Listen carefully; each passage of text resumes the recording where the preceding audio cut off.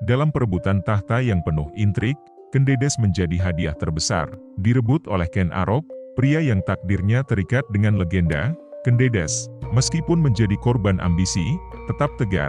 Menunjukkan kebijaksanaan dan kekuatan batin yang luar biasa. Dari pernikahannya dengan Ken Arok, Kendedes melahirkan keturunan yang akan menjadi raja-raja. Penguasa Jawa, membuka bab baru dalam sejarah.